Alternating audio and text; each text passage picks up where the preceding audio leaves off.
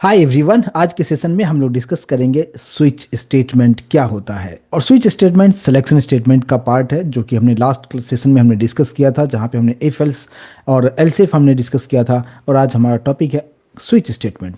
Switch statement को अगर आप डेफिनेशन वाइज अगर आप देखते हैं तो यहाँ पे सिंपल सा कंसेप्ट ये है कि जिस तरीके से हमारा एल्सिफ काम करता था, इफ एल्सिफ जो हम यूज़ करते थे, बस आप बोल सकते हो कि उसका ये अल्टरनेटिव है। आप यहाँ पे जहाँ पे आप इफ एल्सिफ के थ्रू काम करते थे, सेम उसी तरीके से आप वहाँ पे स्विच भी यूज़ कर सकते हैं। यानी इसका मतलब ये है कि अगर आपके पास में मल्टीपल ऑप्शंस है, उसमें से किसी एक को ही ब्लॉक को मुझे एग्जीक्यूट करवाना हो, तो हम वहाँ पे स्विच स्टेटमेंट हम का यूज़ हम करेंगे। इसका मतलब है कि जिस तरीके से हमने एग्जैक्टली लास्ट क्लास में आपको बताया था, जहाँ पे मैंने आपको बताया था कि हमारे पास मल्टीपल कंडीशंस था, लेकिन उसमें से किसी एक को ही ट्रू होना होता था, तो उस केस में हम लोग वहाँ पे यूज़ करते थे इफ़ एल्स इफ स्टेटमेंट। तो यहाँ पे instead of writing multiple if else if, हम यहाँ पे स्विच स्टेटमेंट के थ्रू चीज़ों को कर सकते हैं। अब यहाँ पे अगर सिंटैक्स की बात करें तो सिंटैक्स इसका किस तरीके से होगा उसको एक बार हम देख लेते हैं। यहाँ पे सिंटैक्स बहुत ही सिंपल सा सिंटैक्स है। आपको यहाँ पे एक इनबिल्ट कीवर्ड यूज़ करना होता है जो कि होता है स्विच, और यहाँ पे आप कंडीशंस जो एक्सप्रेशंस आप जो कुछ भी आप लिखना चाहते हैं उसको आप यहाँ पे लिखते हैं। इसके बाद यहाँ पे आपको लिखना होता है केस, जिस तरीके से हम लोग वहाँ पे लिखा करते थे इफ लिखते थे, और फिर एल्स इफ करके लिखा करते थे। यहाँ पे आपको लिखना होता है केस, और उसके बाद यहाँ पे कौन सा वैल्यू होगा, वैल्यू 1। अगर ये कंडीशन सेटिस्फाइड यहाँ पे हो रहा है तो कुछ कोड प्रिंट करेगा। फिर यहाँ पे सभी केस के लास्ट में यहाँ पे आपको ब्रेक लिखना होता है। और इस तरीके से आप मल्टीपल, जैसे हमने यहाँ पे एक केस 1 यहाँ पे यूज़ किया, केस 2 है, केस 3 है, और यहाँ पे तीनों में से कोई भी ट्रू नहीं होता है, तो उसके बाद हमारे पास आता है डिफ़ॉल्ट। डिफ़ॉल्ट एग्जैक्टली उसी तरीके से काम करता है जिस तरीके से हमारे पास एल्स काम करता था इफ़ एल्स वाले में हमने जो डिस्कस किया था। इसको एग्जाम्पल के थ्रू समझेंगे और ज़्यादा बेटर तरीके से कंसेप्ट को आप समझ पाएंगे। चलते हैं यहाँ पे हम लोग इक्लिप्स IDE पे, जहाँ पे हम लोग कोडिंग के थ्रू कंसेप्ट को समझने की कोशिश हम करते हैं। अभी हम आ चुके हैं हमारे इक्लिप्स IDE पे, जहाँ पे यही प्रोग्राम हमने लास्ट सेशन में हमने कंप्लीट किया था, जहाँ पे हमने एक मेन्यू ड्रिवन प्रोग्राम आपको बताया था, जहाँ पे हमने यूजर से 2 इनपुट लिया था और वहाँ पे हमने addition, subtraction, multiplication and division को परफॉर्म कराया था।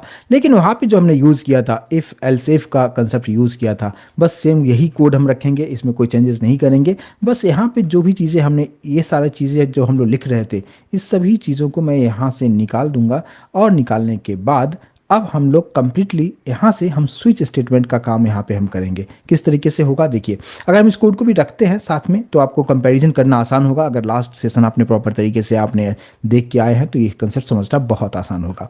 अब देखिए यहाँ पे यूजर जो कुछ भी इनपुट दे रहा है सभी चॉइस में है।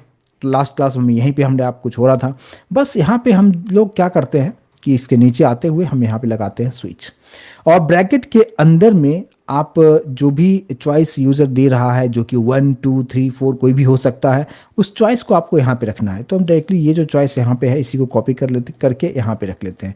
और इसके बाद यहाँ पे आने के बाद आपको सिंपली यहाँ पे curly bracket open and close करना है, और इसी के अंदर में आपको पूरा कोडिंग यहाँ पे करना है। अब यहाँ पे हमें कोई इफ़ नहीं लिखना है। अब आपको यहाँ पे मैंने अब जो आपको सिंटैक्स बताया, हम लोग सिंपल यहाँ पे लिखते हैं केस, और केस के बाद आपको लिखना है कि अभी हमारे केस में चॉइस के पास किस टाइप का वैल्यू आ रहा है।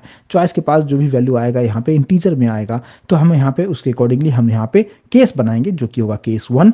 उसके बाद कोलन देना है, सिंटैक्स का पार्ट ध्यान दीजिएगा।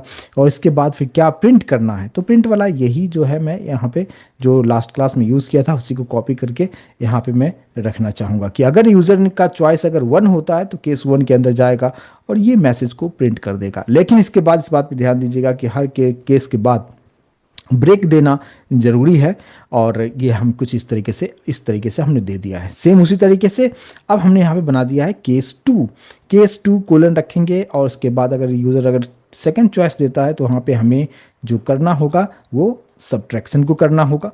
तो मैं यहाँ पे सब्ट्रैक्शन को यहाँ पे रख देता हूँ, और फिर लास्ट में आपको इस केस के बाद आपको ब्रेक करना ज़रूरी है।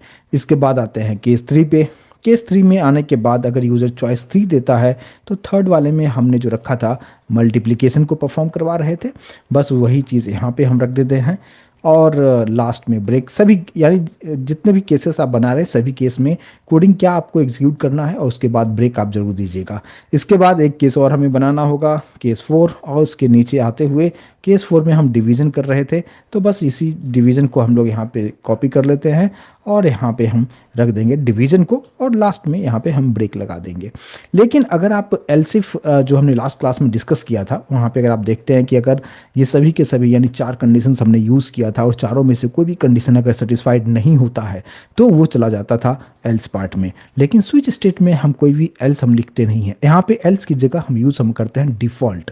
तो डिफ़ॉल्ट के अंदर में ये वाला पार्ट को हम रखेंगे जहाँ पे मैसेज आएगा इनवैलिड चॉइस का। तो इसको हम यहाँ पे कुछ इस तरीके से केस 4 के नीचे आएंगे और यहाँ पे लिखते हैं डिफ़ॉल्ट, और डिफ़ॉल्ट के अंदर में 1 2 3 4 5 कुछ भी लिखने की ज़रूरत नहीं है, जस्ट डिफ़ॉल्ट लिखना है, कोलन जरूर देना है, और नीचे आके आप यहाँ पे दे सकते हैं इनवैलिड चॉइस ट्राई लेटर, और नीचे आके आप यहाँ पे ब्रेक कर सकते हैं। अब अगर इतना आपने कर दिया है बस हो गया, यही हमारा स्विच स्टेटमेंट होता है जो सिलेक्शन स्टेटमेंट का पार्ट है। इसको थोड़ा सा मैं ऊपर ले लेता हूँ और कुछ इस तरीके से, और ये जो पार्ट है अब मैं इसको डिलीट कर दूंगा, तो आपको समझना आसान होगा और दोनों में कंपैरिजन करना भी आसान होगा। अब अगर आप देखेंगे फ्लो ऑफ एग्जीक्यूशन एग्जैक्टली जिस तरीके से एलसेट में होता था उसी तरीके से यहाँ पे भी होगा। इसको हम पहले सेव कर लेते हैं। सेव करने के बाद अभी देखिए इस पर्टिकुलर प्रोग्राम में हमने लास्ट क्लास में क्या किया था, यूजर से हमने दो इनपुट लिया था। फर्स्ट नंबर को हमने एक्स में स्टोर किया था और सेकेंड नंबर को हम वाई में स्टोर कर रहे थे। सेकंड उसके बाद हमारे पास था कि चॉइस, यूज़र से हमने चॉइस लिया था जहाँ पे यूज़र 1 2 3 4 में से कोई भी ऑप्शंस को वो चूज़ कर सकता है कि उस पर्टिकुलर दो नंबर के साथ यूज़र क्या करना चाहेगा।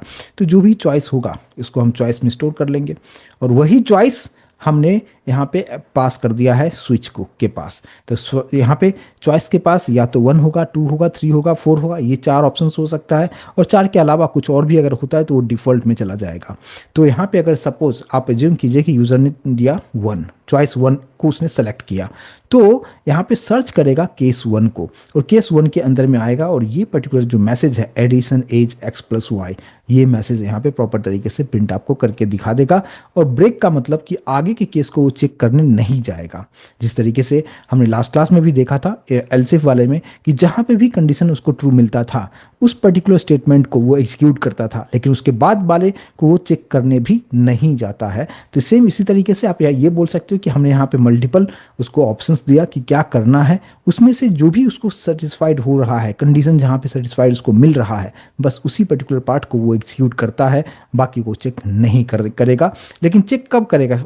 फॉर एग्जाम्पल अगर यूज़र ने चॉइस दिया 4, तो 4 अगर देता है तो 4 का मतलब क्या हो जाएगा कि पहले स्टार्ट तो 1 से करेगा, ट्रू नहीं होगा तो जंप करेगा केस 2 में, केस 2 में अगर ट्रू नहीं है 3 में आएगा, यहाँ पे भी मैच नहीं हुआ तो केस 4 में आएगा, और उसके बाद फिर ये जो डिवीजन वाला जो मैसेज है उस मैसेज को यहाँ पे प्रिंट करके आपको दिखाता है। लेकिन ऐसा भी तो हो सकता है कि यूज़र 1 2 3 4 के अलावा कुछ और नंबर दे दिया, तो 1 2 3 4 अगर कोई भी ट्रू नहीं है तो लास्ट में डिफ़ॉल्ट वाला पार्ट यहाँ पे एग्जीक्यूट करके दिखाता है। चलिए इसको रन करके हम लोग देख लेते हैं थोड़ा सा कि आउटपुट हमें किस तरीके से दिखा रहा है। इसको थोड़ा सा ऊपर रख कर लेते हैं कंसोल विंडो को, और यहाँ पे सर्च के जस्ट नीचे यहाँ पे आप बटन पे क्लिक करते हैं। जैसे आप क्लिक करते हैं यहाँ पे आप देख सकते हैं एंटर फर्स्ट नंबर, और यहाँ से आप कोई भी नंबर दे सकते हैं। फॉर एग्जाम्पल मैंने 20 दे दिया है, एंटर सेकेंड नंबर हमने 30 दे दिया है, एंटर हम कर रहे हैं। फॉर एग्जाम्पल अगर मैंने यहाँ पे देना चाहूँगा कि 3 ऑप्शन 3, तो कोडिंग में क्या होगा, जैसे आप यहाँ पे एंटर करते हैं यहाँ पे आप देख सकते हैं कि मल्टी इज 600 आपको प्रिंट करके दिखा रहा है। इसका मतलब इंटरनली क्या हुआ कि अगर हमने 3 दिया तो यहाँ पे 3 आ चुका है, यानी लाइन नंबर 18 पे 3 आ चुका है इस चॉइस के पास। अब सर्च करेगा केस 3 को, सर्च करेगा केस 1 पहले सर्च किया नहीं मैच हुआ, केस 2 किया नहीं मैच हुआ, केस 3 मैच हो चुका है, और इसलिए ये इसके अंदर आएगा। और सिस्टम डॉट आउट के अंदर में हमने जो कुछ भी मैसेज दिया है मल्टी एज और दोनों को यहाँ पे मल्टीप्लाई कर दिया है, और ब्रेक से वो इस प्रोग्राम से टर्मिनेट करके बाहर निकल चुका है। कुछ इस तरीके से चीज़ों को आप समझ सकते हैं। लेकिन अगर यहाँ पे एक चीज़ और मैं आपको बता दूं कि अगर मैं इस प्रोग्राम को फिर से मैं रन करके आपको दिखाना चाहूँगा, और अगर इन केस अगर आपने यूज़र जो है 1 2 3 4 के अलावा अगर कोई और नंबर देता है, फॉर एग्जाम्पल 6 दे दिया, तो 6 तो हमारे पास में कोई भी हमने केस 6 बनाया नहीं है, तो उस केस में वो डिफ़ॉल्ट में चला जाएगा। और एंटर करते हैं तो आपको मैसेज देखने को मिलता है इनवैलिड चॉइस ट्राई लेटर। तो कुछ इस तरीके से स्विच स्टेटमेंट काम करता है। तो एग्जैक्टली आप बोल सकते हो क्या कि जहाँ पे हम लोग इफ़ एल्स इफ़ यूज़ करते थे उसी की जगह पे आप यहाँ पे स्विच स्टेटमेंट का भी यूज़ आप करके चीज़ों को आउटपुट एग्जैक्टली उसी तरीके से आपको देखने को मिलता है। अब सवाल यहाँ पे ये है कि इंटरव्यू में कभी कभी सवाल आपसे ये पूछ दिया जाता है कि क्या ब्रेक देना यहाँ पे ज़रूरी है, तो मैं बोलूँगा बिल्कुल ज़रूरी है, क्योंकि अगर आप ब्रेक नहीं देते हैं तो क्या प्रॉब्लम होगा। अभी क्या हो रहा है कि जैसे अभी मान लीजिए कि अभी के केस में मैंने यहाँ पे अगर यूज़र ने सपोज वन दिया, वन चॉइस रखा, अगर उसने वन दिया तो वन वाले के अंदर में जाके इसने प्लस कर दिया और ब्रेक की वजह से उसको प्रोग्राम को टर्मिनेट करके वो बाहर निकल आएगा और नीचे वाले केस में वो नहीं जाएगा अगर ब्रेक लिखा है तो। बट अगर आप ब्रेक यूज़ नहीं करते हैं तो वो केस 2 में भी चला जाएगा, फिर केस 3 में भी चला जाएगा, केस 4 में भी चला जाएगा, इवन वो डिफ़ॉल्ट वाले के अंदर में भी चला जाएगा। उसको भी मैं करके आपको दिखा देता हूँ। अगर आप यहाँ पे देखिए, ये जो पार्ट है यहाँ से ब्रेक को मैं फिलहाल यहाँ पे कमेंट कर देता हूँ, ठीक है। तो आपको समझ में आ जाएगा कि अगर मैं इसको कमेंट कर देता हूँ और फिर अगर हम रन करके अगर देखें यहाँ पे डिफ़ॉल्ट वाला को भी मैं यहाँ पे कर देता हूँ कमेंट, यानी ब्रेक को मैंने कंप्लीटली यहाँ से हटा दिया है। अब इसका आउटपुट आपको कैसा दिखेगा, यहाँ पे कंसोल विंडो को थोड़ा सा ऊपर ले लेता हूँ और फिर से इसको हम रन करते हैं। जब रन करते हैं हमें आउटपुट कुछ इस तरीके से देखने को मिलेगा। 2 नंबर हमने दे दिया, एंटर सेकेंड नंबर इस तरीके से दे दिया। अब यूज़र ने सपोज 1 दिया चॉइस कि मुझे एडिशन को परफॉर्म करना है, लेकिन जब आप एंटर करेंगे आप देखिए यहाँ पे क्या हो रहा है, उसने एडिशन भी दे दिया, सब्ट्रैक्शन भी दे दिया, मल्टीप्लिकेशन भी दे दिया, डिवीजन भी दे दिया और इनवैलिड चॉइस ट्राई लेटर ये भी मैसेज आपको दे देता है। तो कभी कभी इंटरव्यू में आपसे सवाल किया जाता है कि क्या स्विच स्टेटमेंट के अंदर में हमें ब्रेक देना जरूरी है। बिल्कुल आप बोले बिल्कुल ज़रूरी है, क्योंकि मुझे किसी एक ही को एग्जीक्यूट करवाना है, सभी को एग्जीक्यूट नहीं करवाना है, ठीक है। तो यहाँ पे आप कुछ इस तरीके से यूज़ आप कर सकते हैं। तो ब्रेक नहीं दिया तो आप देख सकते हैं सभी को सभी एग्जीक्यूट उसने कर दिया।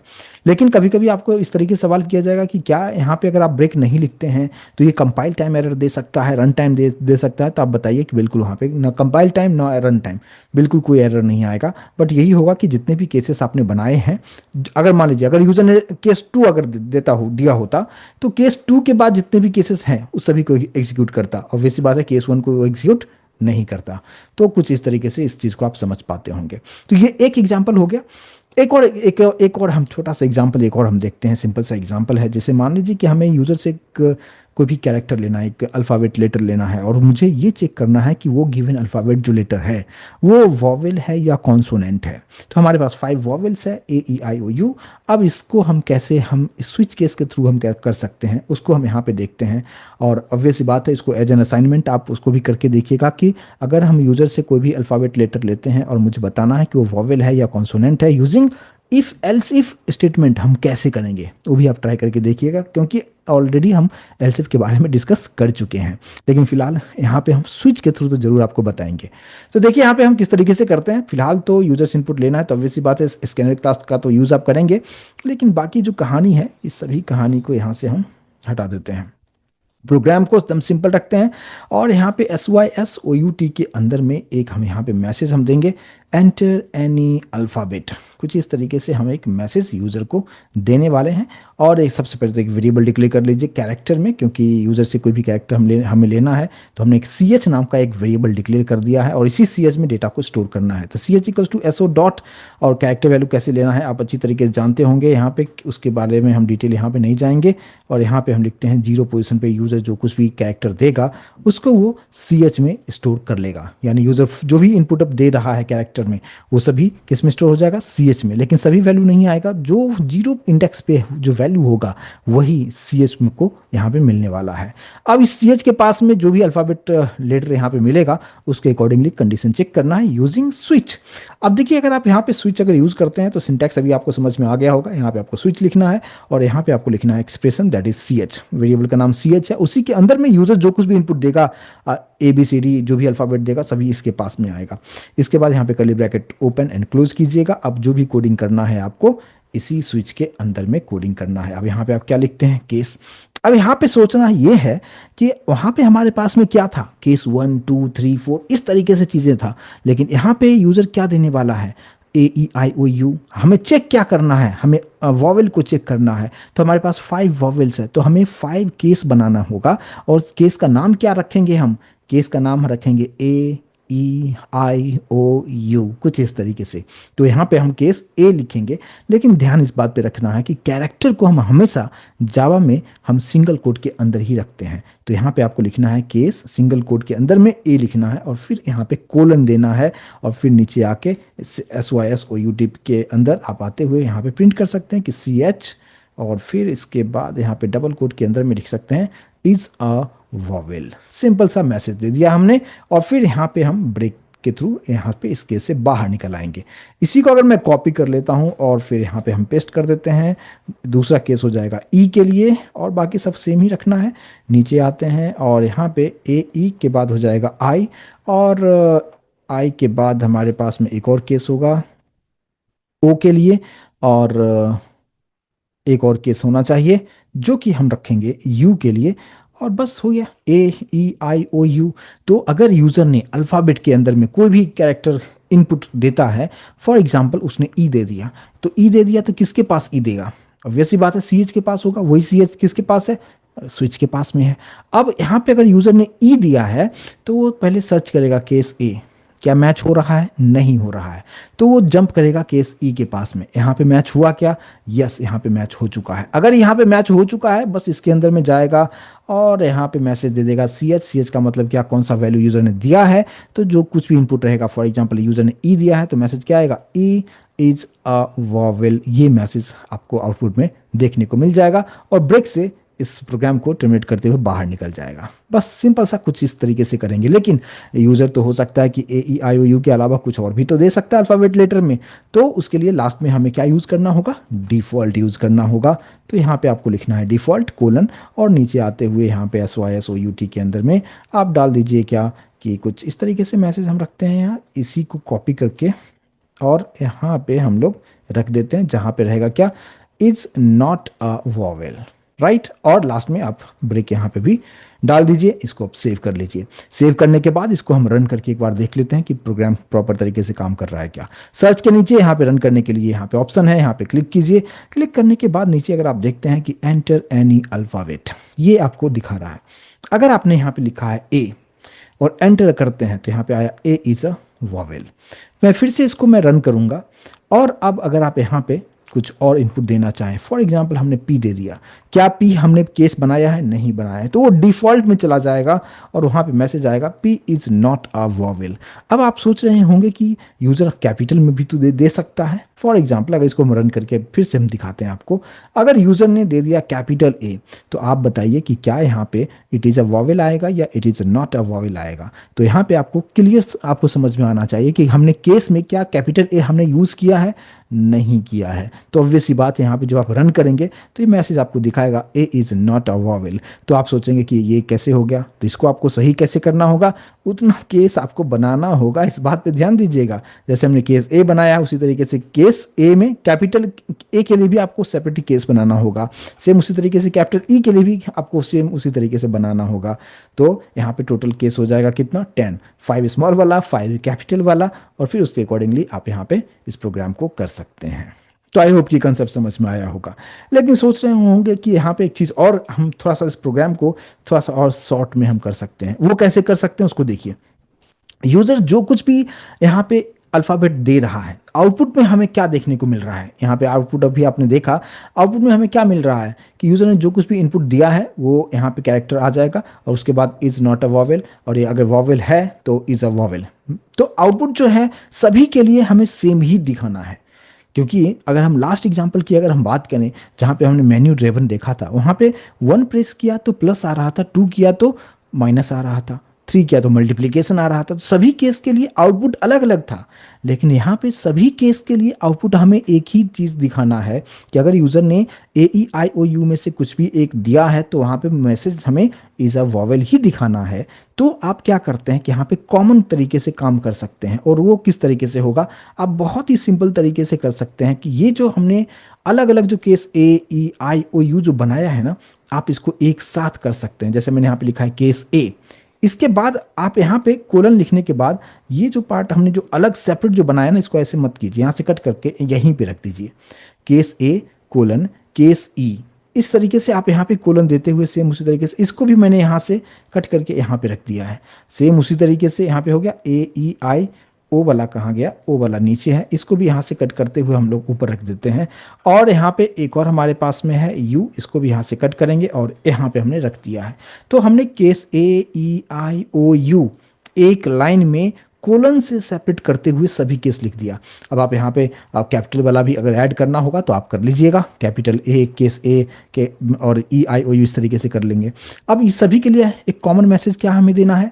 अगर user A E I O U में से कोई भी नंबर अगर देता है, मीन्स कोई भी कैरेक्टर अगर देता है, तो मैसेज क्या देखने को मिलेगा कि इज़ अ वॉवेल। तो बस ये मैसेज आप दे दिए और यहाँ पे ब्रेक कर दिया है।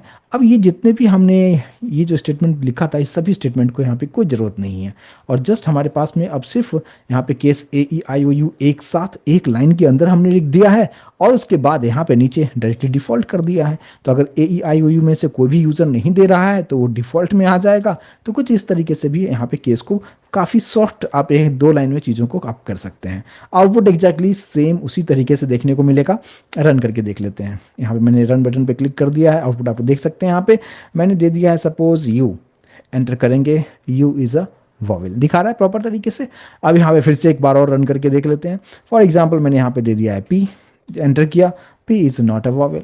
फिर और भी एक बार और रन कर लेते हैं। सपोज मैंने यहाँ पे दे दिया है आई, एंटर हम करते हैं, आई इज़ अ वॉवेल। तो कुछ इस तरीके से आप यहाँ पे स्विच स्टेटमेंट का यूज़ कर सकते हैं। सिंटैक्स समझ में आया होगा।